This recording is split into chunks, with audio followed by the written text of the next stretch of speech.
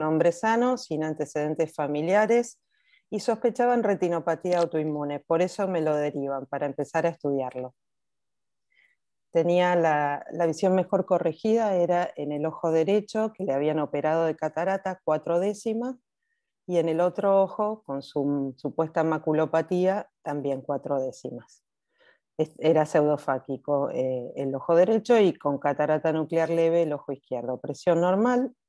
Y cuando revisamos el fondo de ojo, a ver, ¿quiere describir a alguien lo que vemos? Que no vemos mucho tampoco, ¿no? Pero ¿quién ve algo ahí? Díganme que no estoy sola, por Dios. No estás sola, pero no veo nada. Bueno, la verdad es que se veía muy, muy poco. ¿Y qué hacemos entonces? Cuando no vemos demasiado, pero el paciente no ve bien y tiene síntomas. ¿Qué tengo que pensar en un varón que a los 60 años empieza a ver mal y se encandila? Pensemos eso. Electrorretinograma. Seguro es lo primero que le pedís vos, Arturo. Vamos todavía. Digo por el ¿Alguien ambiente más? nomás. Vamos. Bueno, pero no, ni yo le pido primero un electrorretinograma. Se lo había pedido el médico ¿No que lo tenés, derivó. no tenés una Un negrita OCT. también para mostrar? Una Autofluorescencia. OCT. Un OCT. Ahí vamos. Una Primero, OCT. autofluorescencia. El ojo izquierdo tenía un poquito de catarata, por eso se ve diferente. ¿Nos ayuda en algo la autofluorescencia? ¿Esta? No mucho, ¿no? No se ve ningún patrón. ¿Cómo dijiste, Emilio? Un K. Ah, qué educado estás. Estuve fino, ¿eh? Sí. Bueno, entonces vamos al OCT. ¿Y en el OCT qué vemos? Vamos, participemos todos, más dinámico. Y una merma. Tiene una membrana en En el el ojo izquierdo. izquierdo, sí, está rectificada la Contracciona. fóvea, tiene un quiste grande en el centro, pero está recta, ¿no? Acá en los fotorreceptores. Bien, en los fotorreceptores. Bien, Jimmy, está despierto, vamos. ¿Viste? Uno. Un día que estoy aporto. Bien ahí, Jimmy. Y eso lo tiene en los dos ojos. Sí. En el ojo derecho, acá estoy pasando el cursor, está por encima del epitelio pigmentario, está discontinuada la línea de los fotorreceptores, se ve como apolillada, justo ahí en el centro, no hacia los lados. Y en el otro ojo también. La diferencia es que en el ojo izquierdo tiene esa membrana prerretinal, está aumentado el espesor, está rectificada la silueta foveal. Y entonces, ¿qué pienso? Porque este hombre vino para descartar una retinopatía autoinmune, ¿no? Fue derivado para eso. ¿Cómo sigo? Un campo visual te da un patrón bastante característico. Bueno, él lo trajo, yo no lo incluí, porque en realidad no estaba pensando en eso, pero como le habían pedido que le hiciéramos otros estudios, ahora les muestro lo que hice. Eso es para comparar en otro corte cómo estaba el OCT. Bien, entonces vamos a, como dijo Arturo, electrorretinograma, ¿sí? ¿Qué veo en el electrorretinograma? Está bastante bien, apenas tiene una... Primero vamos a ver qué estamos viendo, perdón. Un electrorretinograma hecho por el protocolo de la Sociedad Internacional, que es ICEV, tiene 6 mediciones, que son estas de acá arriba, ¿sí? La primera es para evaluar la función de los bastones, es la que dice Dark Adapted, y la intensidad de luz, si se fijan, es la más bajita de todas, 0,01. Esto me da la función de los bastones, que está bastante conservada, tiene apenas disminuida la amplitud, pero está conservada. Después tengo 2 mediciones que son adaptadas a la oscuridad también, que es 3.0 y 10, que las llamamos mixtas, ¿sí? Participan tanto conos como bastones. Y está algo disminuida la amplitud, pero está la onda A, que depende de los fotorreceptores, y la onda B están formadas y tienen una amplitud bastante decente. Los potenciales oscilatorios, la verdad es que mucha bolilla no le damos, pero nos infiere cómo está la funcionalidad de la retina interna. Hay otras técnicas para evaluar eso mejor. Y si vamos a las dos mediciones que dice Light Adapted acá y Flicker, son para evaluar el sistema de los conos.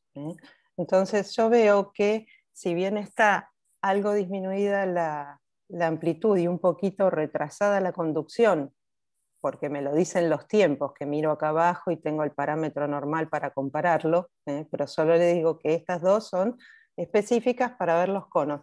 Yo puedo con toda esta información interpretar si algo anda mal en la retina, ¿qué es? Nunca se va a alterar si un defecto es muy, muy chiquito. Si yo quiero estudiar específicamente la mácula, puedo recurrir al electroretinograma multifocal, que es el gráfico que tengo abajo. Para que se den una idea, esto solo estimula la zona central de la retina, los 20 grados centrales. Si yo tengo un paciente que no ve bien, que sospecho que su patología está en la mácula, lo puedo evidenciar con eso. La verdad es que si este es el pico foveal de respuestas de máxima densidad en el centro, así es normal, el ojo derecho y el ojo izquierdo están bastante afectados.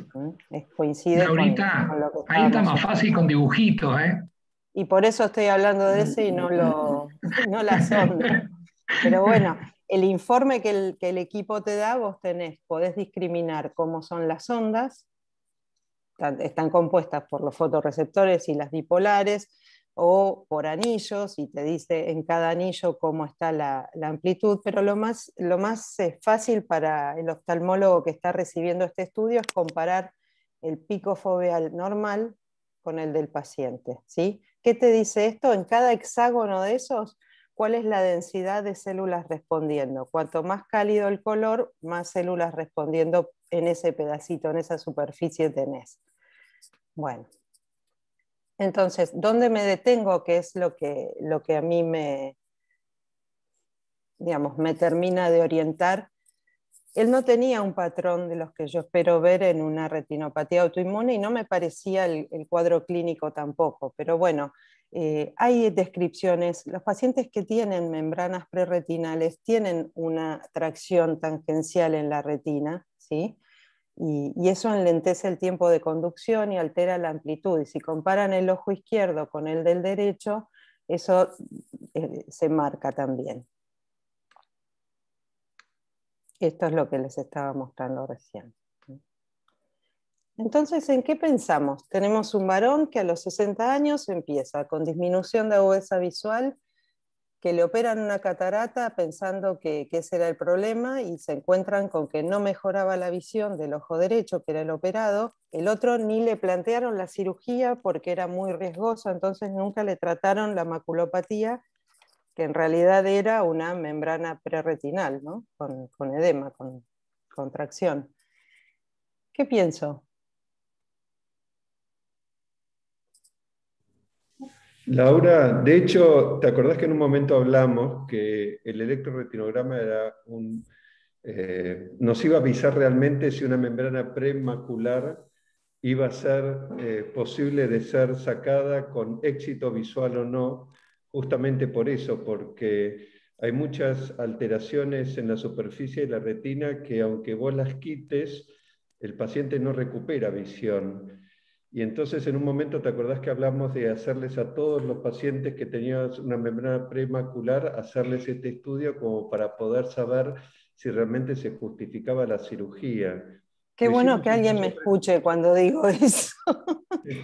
Lo hicimos en 2 o 3 pacientes y después no lo hicimos más, pero bueno, la realidad es que es algo bien útil para poder predecir si esa cirugía va a ser exitosa o no.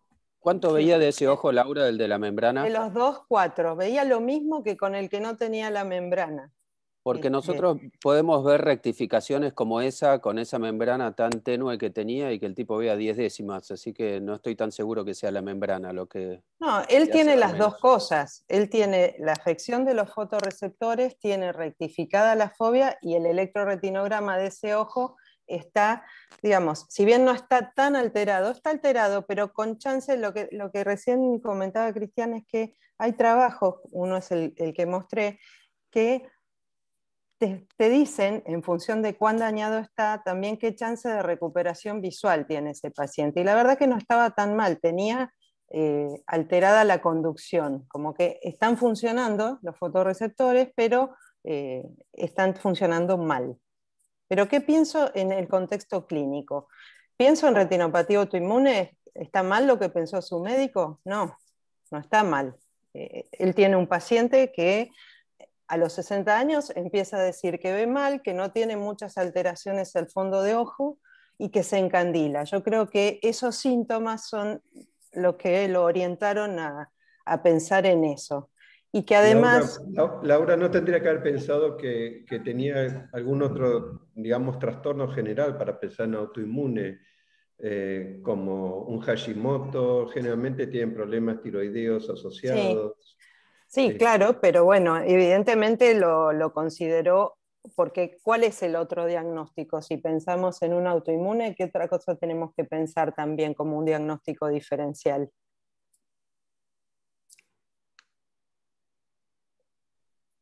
No, podés, sí, bueno. ¿Sí?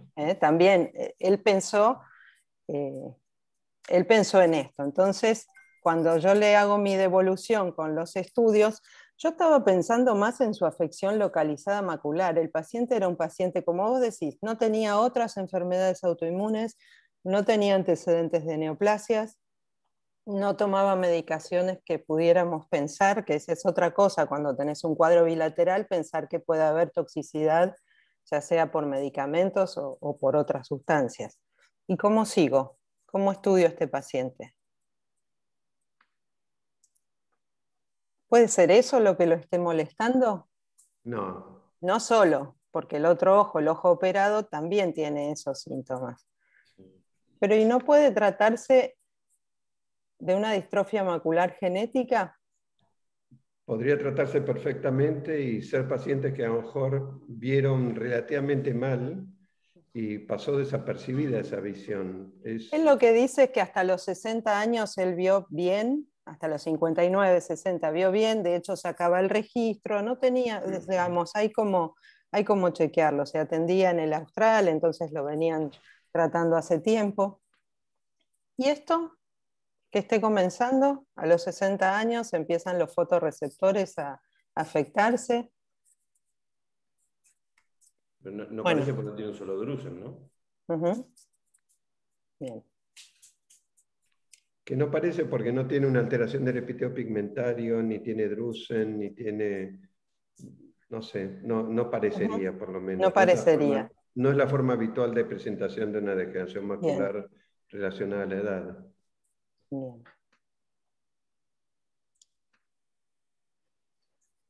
El médico lo siguió estudiando, pidió los anticuerpos, dieron negativos, le pidió un screening oncológico. No se imaginan el susto que este paciente tenía, porque realmente yo no sé si hubiera hecho todo eso, pero como fue una interconsulta, estudiaron todo eso. Entonces ya me llegó después, la segunda vez que vino, con esto. ¿Y qué hacemos entonces? Él está con compromiso visual, está viendo cada vez peor. ¿Cómo lo podemos ayudar?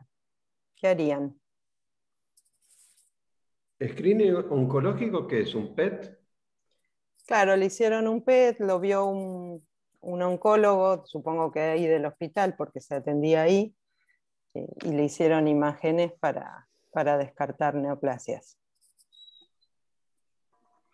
¿Siguió cayendo la visión, Laurita? Más allá de que me quedó una duda con la imagen esa de la pirámide en el electroretinograma, es una imagen difícil. ¿Estás seguro que querés que vuelva a ella? No, de ninguna manera. No. ¿Pero la visión siguió cayendo o no? No, no siguió cayendo, pero a mí me hacía ruido que, o sea, él está viendo con el ojo que tiene edema y una membrana prerretinal que le rectifica la fobia, está viendo 4 décimas, igual que en el otro ojo que no tiene eso y que está operado de catarata. Mi razonamiento fue ya descartando otras patologías, y si sacamos eso no verá mejor, porque si está viendo con todo eso, ve 4 décimas, Entonces lo que hice fue conversarlo con él, porque él sabía que tenía esa membrana y yo no sabía cuánto iba a poder recuperar, pero sé que una mácula que tiene eso no funciona demasiado bien. Y hoy por hoy es la única cosa que podíamos hacer. Él realmente se estaba viendo afectado, es un tipo que maneja por su trabajo. Y entonces le propuse eso, sacar esa membrana y ver cómo funciona la mácula. Además, después, por supuesto, le di unos suplementos, pero porque ya, si no le daba un abrazo, no sabía qué más hacer.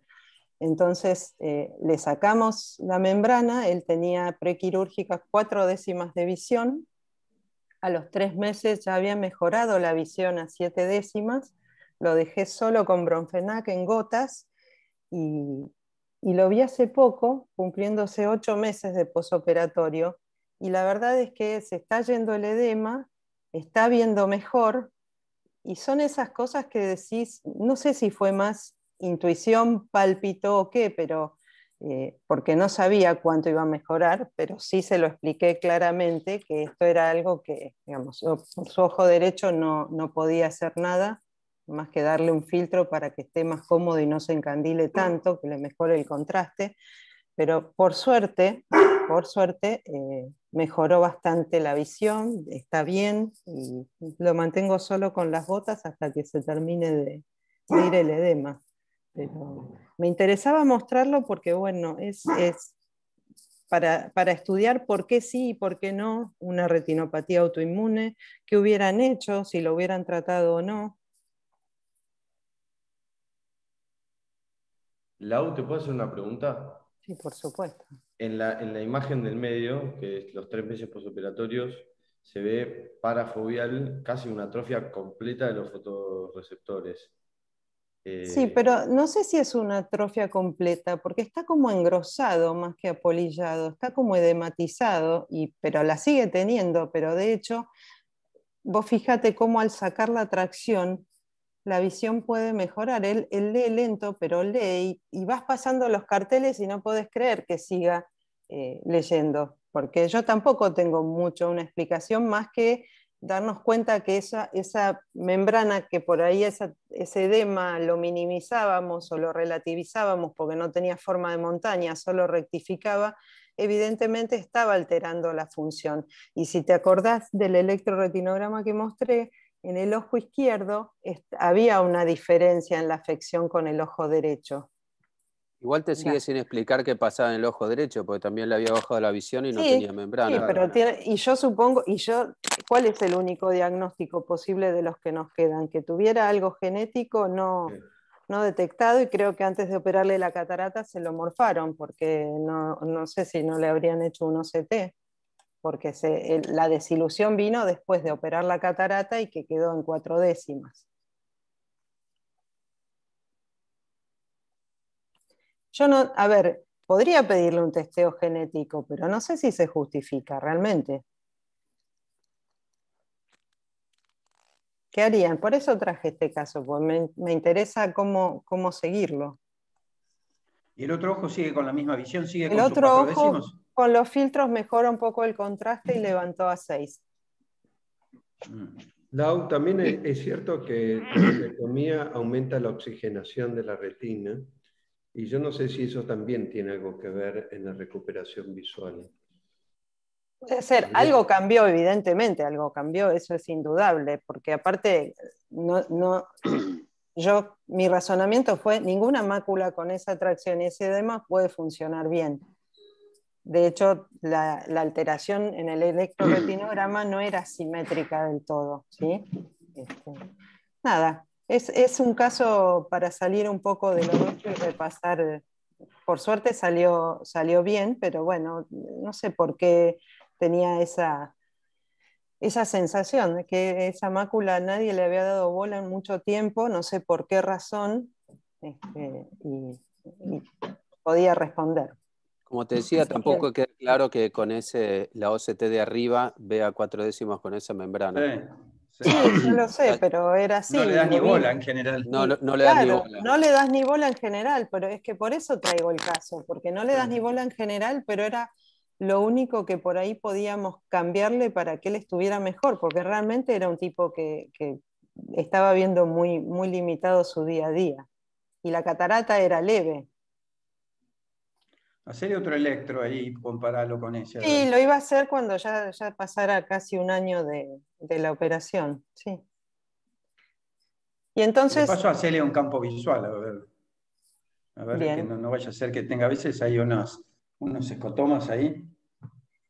¿Y qué buscarías? Porque seguramente con la alteración de los fotorreceptores alguna alteración va a tener central. Bueno, digamos, yo ya estoy viendo que los que no la fotorreceptores... tenga por ahí, si está con 10 décimas, ahora no la tiene, pero habría que verlo. Sí, digamos, para controlarla, para ver si mejoró en el tiempo. Y la evolución del otro. Él te había traído un campo al principio, ¿no habías dicho? Sí, él le habían hecho de todo, viste que los pacientes cuando llegan con un montón. No le habían hecho un Goldman, pero sí, se lo puedo pedir.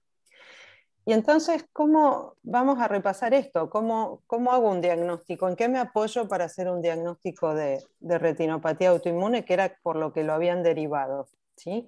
Hay criterios esenciales que el grupo de expertos determinó, y que uno es que no haya causa aparente responsable de la disfunción visual, anomalías en el electroretinograma, con o sin anomalías en el campo visual, la presencia de anticuerpos antirretinales, ausencia de lesiones en el fondo de ojo del tipo degenerativos o distróficas, que bueno, lo mismo que dijimos antes, que expliquen ese daño, la ausencia, por supuesto, de inflamación intraocular y descartar malignidades, ¿no? Entonces, así es como se procedió con este paciente. Vos, Emilio, ¿querés comentar algo? ¿Haces algo distinto? ¿O qué es lo que ves habitualmente? No, hay que aclarar que los anticuerpos antirretinales son el antirrecovirina y antienolasa, son los dos que valen. Uh-huh. Y después sí, es eso, que ves un tipo que tiene mucha fotofobia, se queja de eso, vos en el fondo de ojo no le ves nada y ves un campo visual que es espantoso, tiene escotomas en anillo, son muy llamativos. Y bueno, y obviamente el electroretinograma, pero bueno, la historia que te cuentan es así. Después de muchos años por ahí ves alteraciones del epitelio pigmentario, pero al principio los fondos son totalmente normales. Pero se benefician con la inmunosupresión, ese es el tema. Claro. ¿No? El electroretinograma en los pacientes con retinopatía autoinmune suele tener o un daño marcado en la capa de las bipolares, es lo que se llama patrón electronegativo, que no lo tenía él, o un daño a nivel de los fotorreceptores, pero es una respuesta que, como es en masa, o sea, la alteración implica que hay una buena parte de la retina afectada. Eso, fíjense que está dentro de los criterios esenciales. La otra cuestión, no me olvidé qué iba a decir. No, ya lo hablamos. No, descartar la malignidad. Alguien que le golpea a Laura un poquito. Descartar la malignidad siempre si sospechamos esto en un paciente, ¿no? Por supuesto, no dejarlo pasar. Y cuando pienso en otra cosa, cuando pienso en retinopatías, en afecciones, distrofias genéticas, en general me tiene que orientar que son bilaterales, casi siempre simétricas, que hay patrones en electrofisiología, como después vamos a ver, que puede haber antecedentes familiares y que la autofluorescencia me suele dar también un apoyo diagnóstico. Es importante hacerla bien. Bueno. Y que para cada cosa que quiero mirar hay un estudio que es en general más pertinente. Siempre el electroretinograma por flash nos va a dar un pantallazo general de si algo anda mal en la retina, y cuando no encuentro eso y sospecho que algo está mal en la mácula, yo puedo pedir un electroretinograma multifocal, o si sospecho que el daño está en las ganglionares, puedo pedir un electro por Patton. Y uno rapidito, quedan 5 minutos. Este es un paciente de Cristian, un varón de 30 años, miope alto, de 20 dioptrías más o menos, operado de estrabismo cuando era chico. Alguien había descrito en su historia clínica que tenía nistagmos. Le habían hecho láser por látiz y tenía en los últimos 6 años, o sea, a sus 24 más o menos, baja de visión en ambos ojos y nictalopía, que venían empeorando. Y tenemos documentado por uno de nuestros médicos en nuestro centro que hasta ese momento él veía 10 décimas con lentes de contacto. También se encandila mucho, esto era lo que iba a decir y nadie me empujó el coágulo. El epitelio pigmentario absorbe luz, es una de sus funciones. Entonces, todos los pacientes que tienen alteraciones retinales y los que está dañado el epitelio pigmentario tienen como síntoma el encandilamiento, porque los fotorreceptores están como activados. Es bastante frecuente en todas las afecciones del epitelio pigmentario. Bueno, y como antecedentes no tenía ni familiares ni de enfermedades sistémicas. Veía 6 décimas corregidas, tenía catarata subcapsular posterior y presión normal. Y este era el fondo de ojo. Tenemos una foto ya de hace unos años. El paciente no es de Buenos Aires y no le sacamos otras recientes. ¿Alguien quiere describir algo?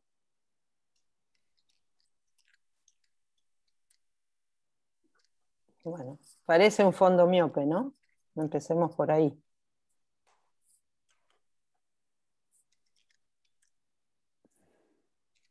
Che, ¿no hay nadie?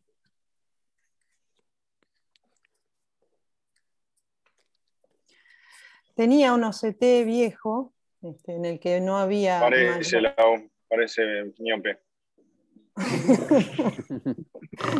Martín, gracias, Martín.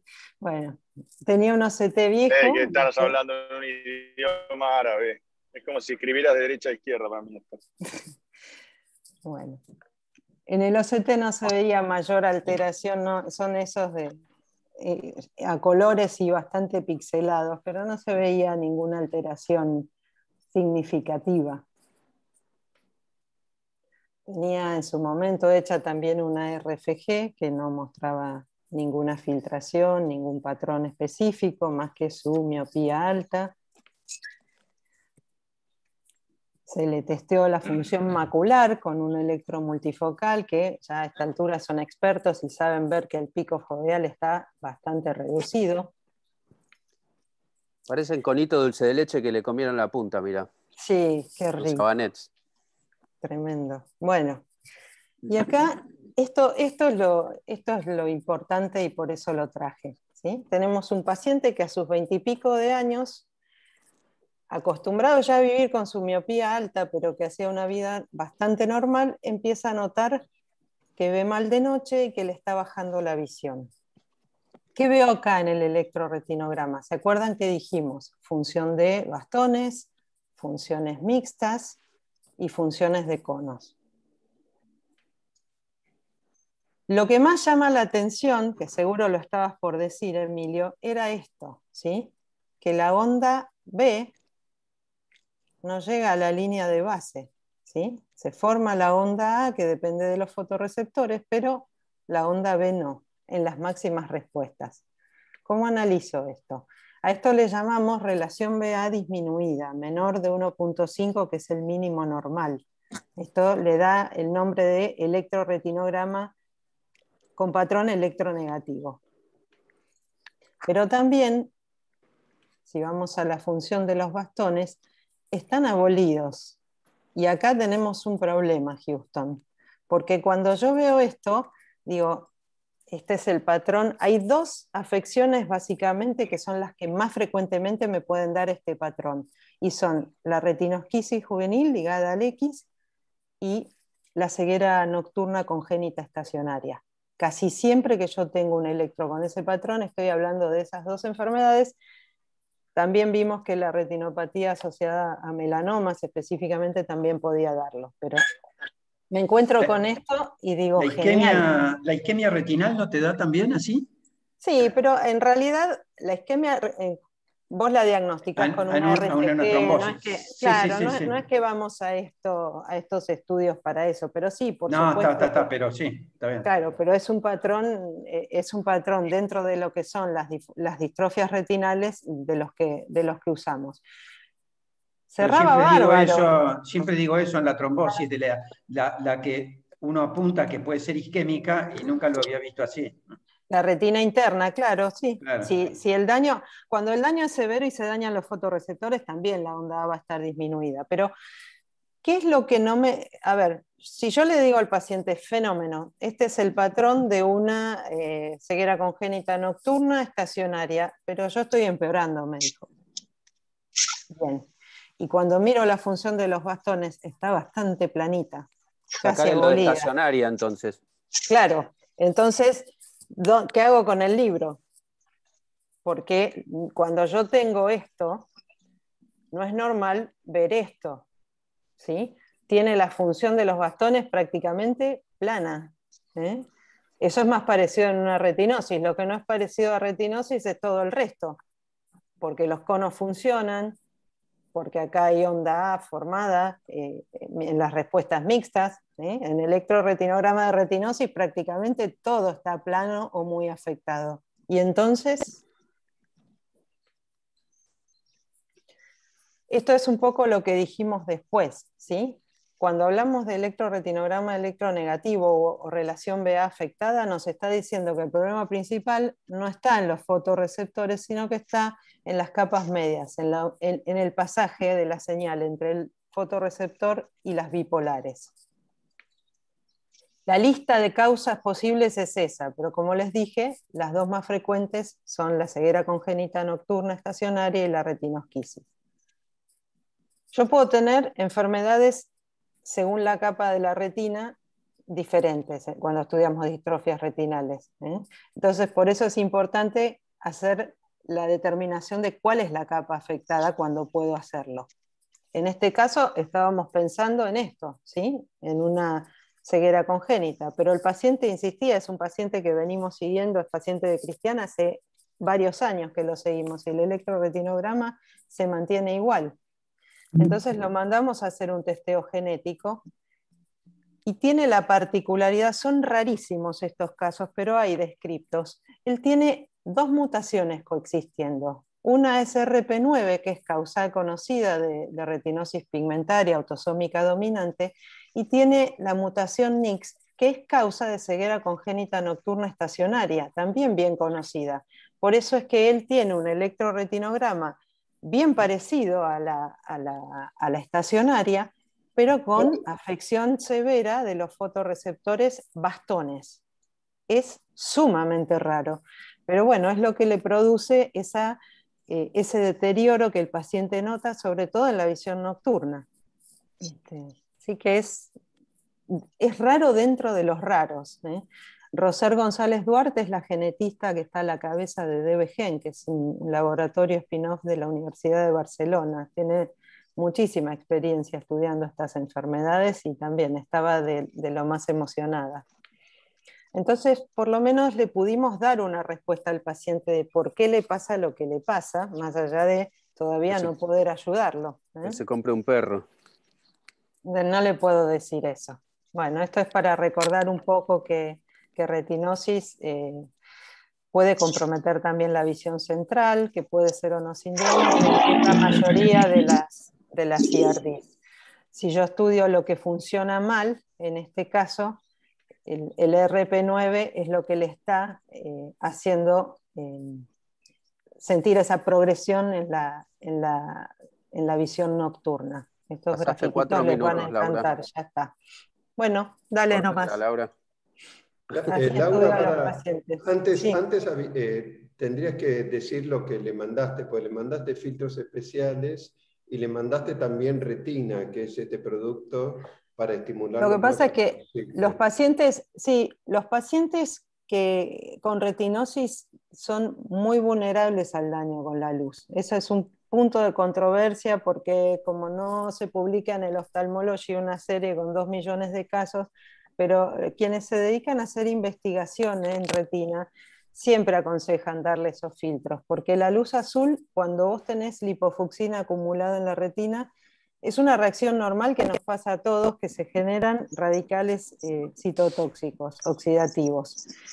Estos pacientes que no la pueden metabolizar normalmente, eso es lo que hace que al principio, cuando vos les haces la autofluorescencia, muchos de estos pacientes tienen hiperautofluorescencia en la zona macular, porque ahí es donde todavía tienen acumulada lipofucsina, y poniéndole un filtro vos reducís la llegada de la luz azul ahí, y entonces le retrasás la progresión del daño, ¿sí? Y la luteína, que el retina la tiene en una dosis mucho más alta que los suplementos para maculopatía, es el cofactor que se usa para degradar esa lipofucsina. Ese es el porqué.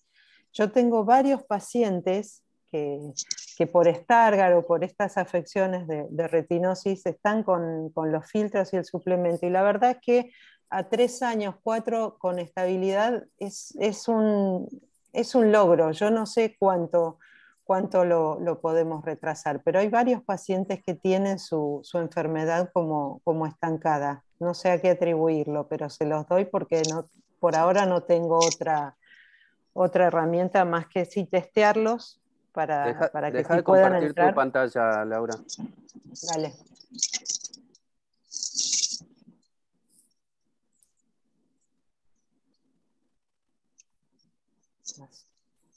Ya, qué buena foto. Esto es lo que pasa cuando vos a Emilio le decís mandame una foto para el flyer del Ateneo. Bueno, ¿alguna pregunta más para Laura o arranco? No, perdón que me pasé. Me afanó todo el Ateneo, parece Ignacio, mira. No te afané todo el Ateneo. 5 minutos. Que explique nuevamente los electroretinogramas. Están muy Ahí voy, Pabli, Pabli, dale. Pablo. Bueno, les presento este caso de esta mujer de 40 años que refiere a la visión nublada de 5 días de evolución en el ojo izquierdo, no refiere ojo rojo ni dolor, no refiere midesopsia, solo que le había bajado la visión. Como antecedentes, parece ligado con lo de Laura, madre y hermano con retinosis pigmentaria, le sacaron la tiroides, pero habían descartado cáncer, estaba por eso con levotiroxina, los ojos no había tenido ningún problema, no tenía alergia a medicamentos, y al examen el derecho estaba perfecto, el izquierdo veía 8 décimos, la presión estaba un poquito alta, 22, el ojo derecho era totalmente normal, y en el izquierdo tenía, ahora vamos a ver, edema corneal, precipitados localizados, ven que toda esta parte de la córnea estaba edematosa, se habían precipitados, se ve que le respetaban el eje y por eso tenía 8 décimos de visión. Ahí con un poquito más de foco en el endotelio se ven bien los precipitados queráticos bastante gruesos. Presión alta, precipitados localizados en un sector y edema en la córnea. Ahí se ve un corte donde se ve el edema y más turbia la córnea, el leucoma en ese lugar. Ahí con más aumento se ve el corte también. Ahí en la transiluminación se ve perfectamente bien cómo los precipitados están bien localizados en un sector de la córnea. Qué buena foto. Ahí con más aumento parece la luna, pero es el endotelio, pero todo bien localizado. Y lo que todo parecía muy clarito. En el iris no era atrofia, ¿no? No tenía atrofia de iris, no. Aparecía ahí abajo, sí. Sí, pero el otro ojo era igual, era esa diferencia de color, pero no tenía atrofia. Pero bueno, un edema localizado, precipitados localizados, aumento de presión en este ojo. Tenía alguna otra cosita, y es que al examinar el fondo de ojo, que parecía todo normal, haciendo mirar hacia abajo, muy bien, doctor Héctor, veo que estás atento, pero acá tenía unas bolas de nieve. ¿Yo? En los dos ojos. Opa. Estás en problemas. Sí, pero no le di bola a las bolas de nieve porque dije, primero nos tenemos que ocupar de lo más importante, porque tiene una uveitis anterior, unilateral, asimétrica, compromiso de córnea, precipitados localizados, aumento de presión. ¿Y qué es lo que tiene entonces? Como dijo el doctor Martín Héctor Devoto, tiene una queratouveitis anterior herpética. Porque tiene todas las características. Uno podría decirle, bueno, le tengo que punzar la cama anterior, hacer una PCR para confirmar el diagnóstico. No lo hago nunca, porque últimamente tampoco sé dónde mandar la muestra, así que el diagnóstico suele ser bien clínico. Edema localizado, precipitados localizados, 2 cruces de células en la cámara anterior y aumento de presión. ¿Están todos de acuerdo que es herpes, no es cierto? Sumado a uveitis intermedia. Sí, Si Emilio. si lo preguntaba así, está raro. No te doy opción, ¿no? Y si le hacemos Claro. un electroretinograma multifocal, Pablito. No pises Ahí el está. palito, no pises el palito, Pablo, nunca se sabe No, con sí, Emilio. sí, yo estoy convencido con eso, por eso lo puse ahí, pero lo que les preguntaría es qué harían de tratamiento para esta chica con esa lesión en la córnea y uveitis anterior. Corticoide y aciclovir. Perfecto. Corticoide. Sí, ya lo Corticoide. aprendí. La aciclovir, ya lo aprendieron, ¿no? Algunos Sí. me han escuchado bastante. Ella venía con aciclovir oral y lo primero que hago es suspenderle la aciclovir oral porque me molesta. Le di Prendefrin fuerte cada 1 hora, aclarándole que lo tiene que agitar 40 veces al Prendefrin, y le puse un antiviral tópico preventivo solamente cada 12 horas. ¿Qué pasó? 3 días más tarde estaba bastante mejor, quedaban algunos precipitados, el edema casi se había ido. Ahí vemos el corte donde la córnea está mucho más transparente, quedan precipitados queráticos. Este es el antes y el después, con el corte del antes y el después. Eso fue 3 días más tarde. O sea, yo la vi un viernes y la encontré el lunes porque estaba bastante nerviosa esta chica. Le empecé a bajar 20 días más tarde, estaba ya con el Prendefrin 4 veces por día y el Neagel 2 veces por día, y el ojo estaba totalmente normal. Quedaba algún pigmento ahí, pero se había ido todo el edema. Ven cómo había evolucionado en todo este tiempo, 20 días más tarde con tratamiento tópico. Entonces, la verdad es que yo insisto con lo del antiviral sistémico, porque creo que paciente que tiene algo de herpes, inmediatamente le dan antiviral sistémico, y la verdad es que no hay mucho en la literatura. Perdón, Arturo, silencia el micrófono, por favor. ¿Alguien que está en el baño? Otra vez, Arturo, siempre igual. Hoy no le digamos nada que es el cumpleaños.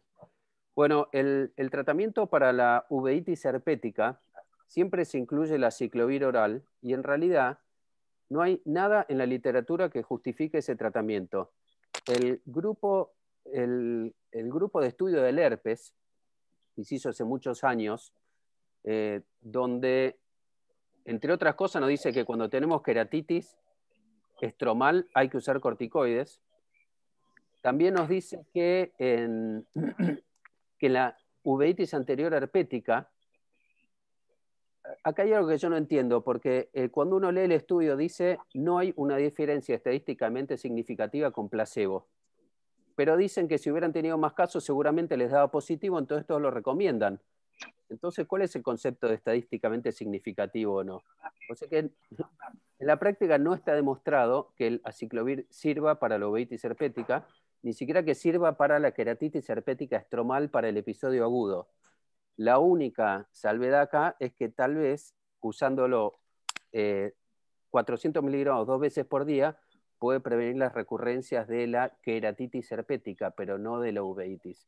Así que como conclusión de todo esto, yo les diría que si tienen uveitis herpética o queratouveitis herpética, tienen que usar corticoides. Pueden usar el ganciclovir como profilaxis, aunque tampoco este estudio también nos muestra que el corticoide no produce recurrencias de la queratitis herpética. Así que la conclusión de este caso es que las manifestaciones de la uveitis herpética son bien clínicas y la verdad es que no necesitamos la PCR para hacer el diagnóstico. Los corticoides tópicos son el tratamiento que hay que hacer para esto, y el rol de los antivirales sistémicos es totalmente controvertido, y sabemos que el ganciclovir tópico tiene buena penetración en córnea y en cámara anterior como para usarlo en profilaxis en el caso que tengamos alguna duda si nos puede reactivar el herpes. Emilio, y en el caso de una cirugía de catarata previa, o sea, que vas a hacer, digo, y antecedentes de uveitis herpética o de queratitis herpética, ¿usás el sistémico? No, no lo uso nunca, lo uso solamente En realidad no lo uso nunca. Lo que está demostrado, sí, es si vos tenés una queratitis herpética y le haces un injerto, para la prevención de la recurrencia en el injerto sí lo podés usar a largo plazo. Lo que pasa a largo plazo hay que acordarse que no es barato, que es tóxico y que en cuanto vos dejas de usarlo, vuelve a tener el riesgo. Entonces es difícil tratar a una persona con 400K12 de por vida para que no tenga la recurrencia. Por ahí lo haces un tiempito, pero esos tratamientos largos, hay gente que lo da de por vida, es notable. Y bueno, tiene sus cosas, ¿no? El tratamiento. Pero eso por ahí sería la única indicación. Pero lo que quiero recalcar, yo tengo un estudio sobre 103 pacientes, que no lo mostré ahora por una cuestión de tiempo, 103 pacientes con uveitis herpética tratados y donde al final el mantenimiento, porque hay casos que se hacen crónicos, y el mantenimiento yo lo hago no con aciclovir, lo hago con el Prendeflin Forte. Yo tengo pacientes que lo usan lunes, miércoles y viernes al Prendeflin y nunca más se reactiva la uveitis herpética. Y están seguidos durante un montón de tiempo. Entonces, al final, nadie usa el antiviral solo. Los que usan antivirales también lo usan el corticoide, pero la clave es el uso del corticoide y no el del antiviral. ¿Y qué rol tiene el ganciclovir ahí? El rol tiene, si vos tenés, por ejemplo, una que es muy raro, porque menos del 10% de los casos tenían una queratitis epitelial, ahí seguro necesitas reducir la dosis del corticoide y primero curar la dendrita. Porque hay lesiones herpéticas que son por herpes, como es la retinitis, como es la dendrita, pero hay lesiones herpéticas como la uveitis anterior, la queratitis estromal, que son reacciones inflamatorias ante antígenos virales. Entonces, por eso que el corticoide es tan importante en estas lesiones que son más inmunológicas que virales. Pero hay otras lesiones herpéticas como la retinitis que uno no duda en tratar con antivirales, o la dendrita que uno no duda en tratar con antivirales. Así que esas serían las dos indicaciones, te diría, de antiviral. Pero ¿por qué si no tiene epitelial le das igual ganciclovir? Se lo doy por ahí una semana preventivo, porque yo no sé, muchas de las estromales vienen a partir de una dendrita. Entonces, ese es el primer episodio, yo no la veo, por ahí ni le doy, si le doy solamente el corticoide. Pero esta señora, bueno, no la había visto con dendrita. A veces le doy una semana como preventivo, que es lo mismo que hacen en muchos lugares con el tratamiento oral. Hay un trabajo que se hizo en Turquía también sobre 110 pacientes, donde ellos le dan solamente la primera semana la antiviral y después en realidad no se los cubre más y lo tratan todo el resto con corticoides a las uveitis o queratouveitis herpéticas. Así que por eso digo que el rol es mucho más inflamatorio que el producido por el virus. Te hago una consulta, Emilio, porque la verdad es que yo no recuerdo haber visto la asociación de bolas de nieve con queratitis herpética. Entonces, mientras no tenga vitreitis, no le damos ni bola a esas bolas, por decirlo de alguna manera. Muy bien, qué buen juego de palabras, Laura. Sí, es lo que hice. No valga la redundancia. Es que cuando uno rota con Emilio aprende de todo. Pero podrías haber dicho no se da ni pelota. Hay sinónimos, diría RD. Sí. Las bolas. No, pero digo, el común de los mortales, ¿qué hacemos cuando encontramos bolas de nieve si no hay vitreitis asociada? Uno podría pensar, obviamente, si uno ve bolas de nieve, tiene que pensar en parplanitis. Lo que pasa es que a los 47 años la parplanitis idiopática es más rara. Entonces, ¿qué podría pensar uno? Tampoco tenía vasculitis, no había nada inflamatorio más que las bolas de nieve. Uno podría pensar y que tal vez esta persona en el futuro desarrolle una esclerosis múltiple, por ejemplo. Pero bueno, no ganas nada ahora con hacerle, asustarle, decirle que puede tener una esclerosis múltiple. O sea, lo encontré como un hallazgo, ella no se queja de miodesopsias tampoco, con lo cual si la tuviera hace 10 años, yo diría, bueno, tendría más vitreitis, miodesopsias y pensaría en una parplanitis idiopática. Acá la verdad es que no sé. Yo pensaría que en el futuro puede desarrollar alguna otra enfermedad o no, pero bueno, mientras tanto eso no le está afectando su visión, así que se lo mostré, se lo expliqué y le dije que eso lo íbamos a controlar nada más. Bueno, y después otro casito que quiero mostrarles, que también acá me parece que en estos casos suele haber un error de tratamiento. En el otro es controvertido lo de antiviral, pero acá hay errores que se cometen permanentemente. Este tipo de 47 años que consulta por el ojo rojo hace un mes, tiene leve dolor, no tiene antecedentes sistémicos ni oculares, es la primera vez que le pasa algo en el ojo. Dice que yo soy el 7º oftalmólogo que ve. Le dije que no batió ningún récord porque tenía uno que era el número 19 con el mismo diagnóstico. La visión estaba bien, la presión estaba bien, estaba en tratamiento con gotas de corticoide y antibiótico 4 veces por día, que eso le aliviaba un poquito, pero lo que tenía era...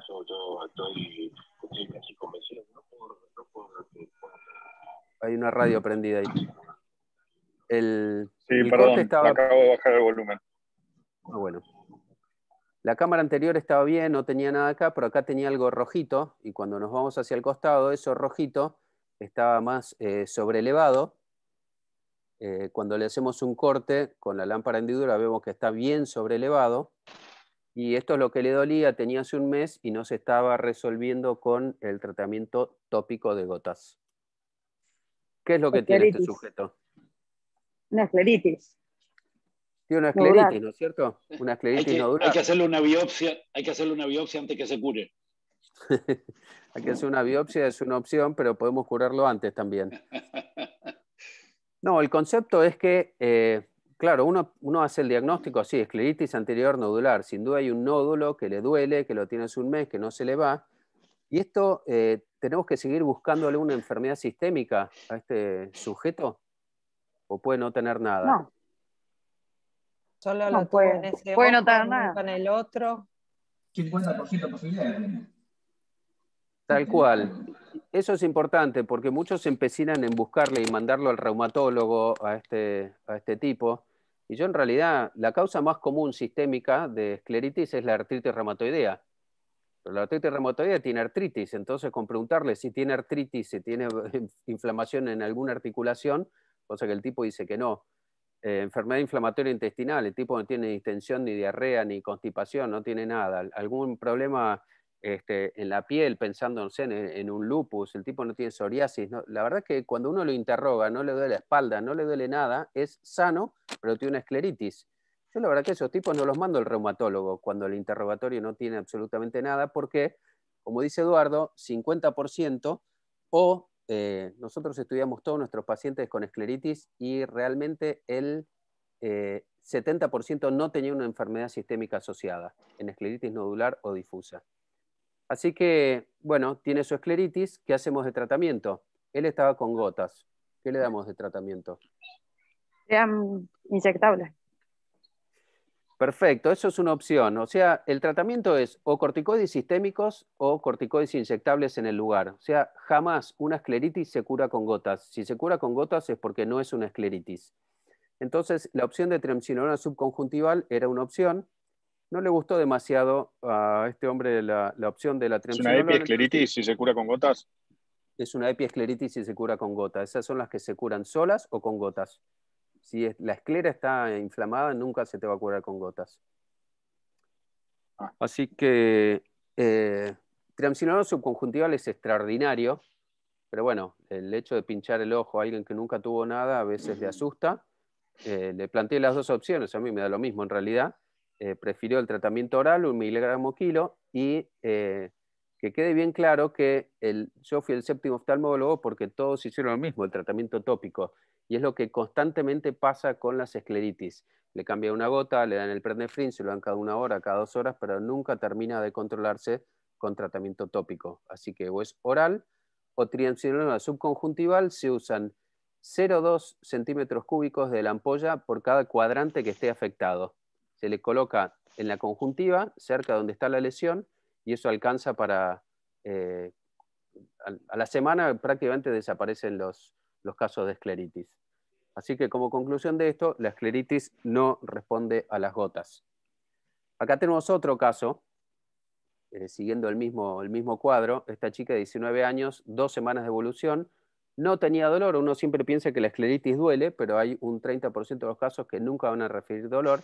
También le pasaba lo mismo, que no había mejorado con gotas, era totalmente sana, 19 años, y se ve un poquito distinto. Se ve algo sobrelevado, como si tuviera edema, porque esta era una escleritis que ya no era nodular, sino que era más del tipo que se llama difuso, que son las dos causas de escleritis anterior que tenemos, nodular y difuso, las dos más comunes, digamos. Y estas, las dos, por igual, tienen poca asociación con enfermedades sistémicas, de 30 a 50%. También era sana, no estaba tan elevado. Bueno, lo mismo, enfermedad sistémica no tenía nada, el tratamiento de esta chica, a pesar de que las mujeres son más valientes, tampoco quiso la prednisona subconjuntival, se trató con corticoides sistémicos, tratamiento tópico ya vemos que no sirve, no responde a gotas, y se le curó su escleritis. Hay una variante de la escleritis, que es esta mujer de 46 años que vemos en el hospital desde hace un tiempo, que tenía un diagnóstico de enfermedad de Wegener, lo que se llama ahora granulomatosis con poliangeitis, y tenía un diagnóstico de escleritis necrotizante. Había había empezado como si fuera una conjuntivitis, tratamiento con gotas, se le dieron corticoides orales, hace un año que estaba con 40 miligramos, era un globo, la pobre chica, además estaba con metotrexato, pero a pesar de todo eso no respondía bien, entonces se le habían hecho pulso de ciclofosfamida 3 y después en realidad no respondió bien, se cambió por rituximab y ahí vino la pandemia y quedó sin tratamiento. Entonces vemos acá un adelgazamiento tremendo, eso era noviembre de 2019, antes de la pandemia, donde ya estaba recibiendo toda la medicación sistémica, pero sin buena respuesta. Por error se le hizo una triamcinolona subconjuntival, porque en realidad la triamcinolona subconjuntival empezó a usarse algunos años, pero antes estaba como prohibido, y se sostuvo que a un caso de escleritis necrotizante, como en este caso, está prohibido la triamcinolona subconjuntival. Sin embargo, a ella le hizo muy bien ese tratamiento, se repitió en mayo de 2020, que ella me mandaba desde su celular estas fotos porque no lo podía ir a ver al reumatólogo, no podía consultar al hospital, y la verdad es que tenía reactivaciones, volvíamos a subir el corticoide oral, y bueno, y esta reactivación, como ven, ahí está la parte adelgazada, acá tiene un nódulo de vuelta, y ahí está la triamcinolona que yo le hice de vuelta ahora en 2020 durante la pandemia. Se la tuve que repetir al mes porque no había sido efectiva. En septiembre vemos todo esto blanco, es la triamcinolona subconjuntival de depósito. Pero el aspecto que tenía del iris, le pregunté quién te hizo eso y me dice, no sé por qué me lo hicieron, pero se ve que le habían hecho un láser en el iris. Queda lindo para la foto. Y así es como está hoy, donde está adelgazado, pero la escleritis está inactiva y esperando a retomar por su enfermedad de base un tratamiento inmunosupresor adecuado para que esto no se perfore. Así que hoy está con glicemia, digamos... Esa imagen de así, Emilio, de los ese láser así es el que habitualmente se hace. Yo no lo hago así, sí, lo hago con lente de 3 espejos, pero para el iris plató. Habrán visto un ángulo más estrechado, a lo mejor con la escleritis esta había hecho o naturalmente es, pero han tenido miedo de que se cierre el ángulo y le hicieron eso, una iridoplastía. Estuvieron generosos con la iridoplastía. Qué bien pensado estás, Ignacio. No, sí, además fue solo en este ojo, capaz que la escleritis le inflamó el cuerpo ciliar. Pero bueno, esta es otra forma de escleritis que en realidad en estos casos es bastante riesgoso, en teoría, ponerle corticoides de depósito, pero en ella funcionó perfecto. Feliz cumple, Arturo. Arturo, el micrófono. Arturo. ¡Feliz cumple, Arturo! El micrófono. El micrófono, Arturo. Y el último casito, esta mujer la vi ayer, de 44 años, derivada por Astrid Pavón y el doctor Pedro Torres de León, con un caso extraño, porque decía que tenía diagnóstico de HIV desde hace 20 años, pero sin tratamiento. Le preguntamos con Graciela, pero ¿cómo sin tratamiento 20 años? Tendría que estar muerta. Sin tratamiento, no existe eso, pero no, parece que su hermana rezaba mucho, iba a la iglesia, le digo, bueno, tendrías que haber ido vos también, porque con este resultado, la verdad es que es como milagroso esto.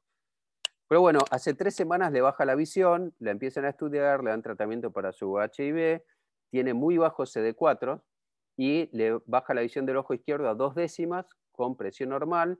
En la rampa de hendidura se ven precipitados formando el triángulo inferior, bien generosos, se ven muchas células ahí depositadas en la córnea parte de abajo, está bastante turbio adentro del ojo también y parece haber una lesión que inicialmente se interpreta como toxo, más la vitreitis. Obviamente esto no es MB porque tiene mucha vitreitis, así que por más que tenga 30 CD4, esto no es MB.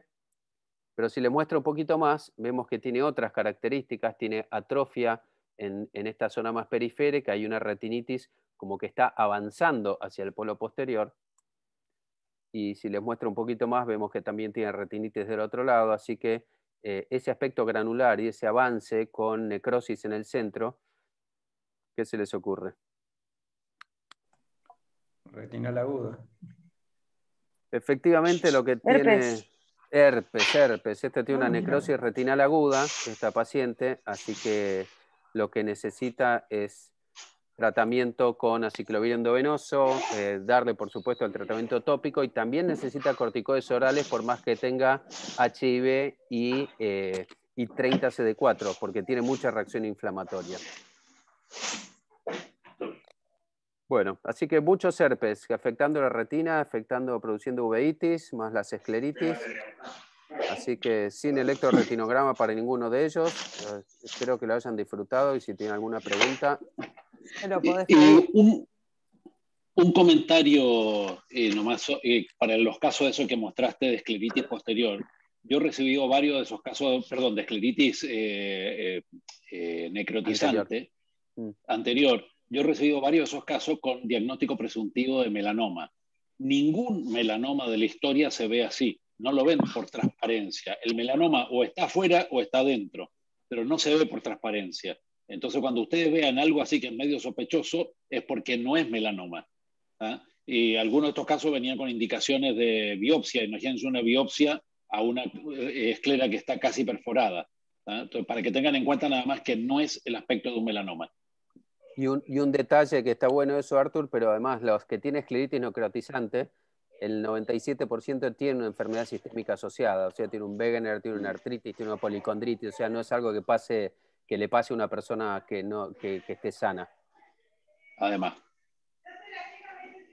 Ahora, eso fue el usar el corticoide subconjuntival en ese caso, fue, sí, accidental y fue interesante, pero ¿lo repetirías en otro paciente? O sea, ¿es un mito el tema de no usar el corticoide en una necrotizante? Mirá, porque antes era pecado mortal, digamos, ¿no? O sea, no, es que antes era un mito usarla en cualquier escleritis. Hasta sí. que tuvimos con Arturo un paciente que solo respondía a corticoides, no a los inmunosupresores, y se armó una discusión y donde se trató de ver quién había dicho que esto estaba prohibido. Y resulta que el inglés Peter Watson, que es José Esclera, él había tenido alguna vez un caso, pero era algo anecdótico y todo el mundo empezó a decir que lo estaban usando. Mucha gente se logró usarlo por su cuenta, después Narsingh Rao hizo un trabajo donde justificó que esto tenía buen resultado y no habían tenido efectos colaterales. Se mantuvo la necrotizante por miedo a que esto se derrita más la esclera, pero en realidad se derrite sola. Con el corticoide normalmente mejora. Así que no sé qué decirte. Lo usé en este caso porque la pandemia, esta estaba con 60 miligramos de corticoides durante 6 meses, estaba hecha una ballena pobrecita con los corticoides y había que hacer algo y nadie la veía como para poder darle inmunosupresores que necesitaba rituximab, porque ya no había respondido a los ciclofosfamida. Así que valía la pena el riesgo, pero no me animaría a decirte que tiene que ser un tratamiento de elección ante una escleritis necrotizante. Emilio, ¿te hago una pregunta? Me consultaba hace poco con un paciente que tenía una necrosis retinal aguda y que por COVID no lo dejaban ir al hospital a hacerse el tratamiento endovenoso, entonces le querían dar solamente vía oral el valaciclovir. Sí. ¿Tenés experiencia en solamente vía oral el tratamiento? ¿O sí, siempre sin tomar? Está descrito darle el valaciclovir 2 gramos cada 8 horas, una dosis altísima, como que es equivalente al aciclovir endovenoso. Si lo puede pagar, está buenísimo. De hecho, yo se lo di a una chica ahora de Entre Ríos, porque hasta que hacía los trámites y lo internaban, se me duró como una semana, y lo compró y empezó vía oral y empezó a mejorar con eso. Lo que pasa es que es carísimo y normalmente cuando los internan no les sale nada el aciclovir endovenoso, a todos se los cubren. Así que es una opción, se puede hacer, pero bueno, el tema siempre es el de los costos. Pero son 2 gramos cada 8 horas de valaciclovir. El Valtrex. Bueno, son 8:35, vamos a laburar, ¿no? Dale, Bueno. muchas gracias. Medio. Ya era hora, ¿no? Invita a Arturo el cumpleaños, vamos a laburar. Sí, claro. Yo me voy a mi casa ahora. Bueno. Gracias. Hasta la próxima. Hasta la semana que viene. Chao. Gracias.